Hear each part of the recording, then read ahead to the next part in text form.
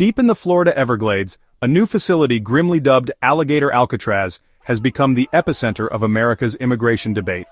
On July 12, 2025, a bipartisan group of lawmakers toured the Dade Collier Training and Transition Facility for the first time since it opened. The center, established by Governor DeSantis and managed by Florida's Division of Emergency Management, is designed to detain and process immigrants for mass deportation. Its command structure blurs state and federal lines, with ICE reportedly calling the shots. Even before the tour, stories of harsh conditions and environmental concerns fueled public outrage and lawsuits.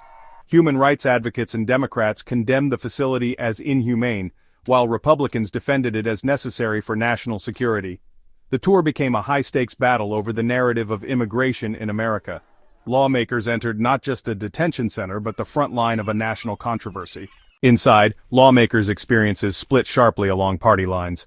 Democrats, led by Rep. Debbie Wasserman Schultz, described the facility as overcrowded and inhumane, likening it to an internment camp.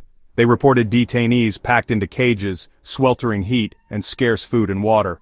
Representative Maxwell Frost accused officials of staging a sanitized tour, while Minority Leader Fentress Driscoll called the event pre-planned and restrictive.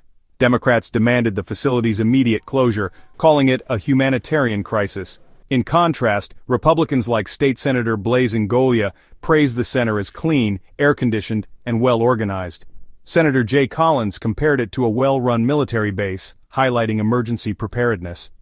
Republicans framed Alligator Alcatraz as a necessary, humane solution to a security challenge. The same tour produced two irreconcilable stories, leaving the public to decide which reality to believe.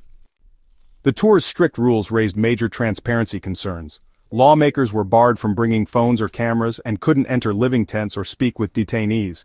Their observations were limited to what officials allowed, guided by tour leader Kevin Guthrie. Democrats argued these restrictions made real oversight impossible and fueled suspicions of a cover-up. State lawmakers couldn't bring staff, further limiting independent scrutiny. The abrupt end to Driscoll's tour deepened doubts about what was being hidden. With access tightly controlled, the truth about Alligator Alcatraz remains shrouded in political spin. Alligator Alcatraz is more than a detention center. It's a test case for America's future immigration policy. Its $450 million annual cost and location in the fragile Everglades have sparked fiscal and environmental backlash. The facility's fate will set a precedent for how the U.S. handles mass detention and deportation. The tour's restrictions and partisan narratives force a national reckoning.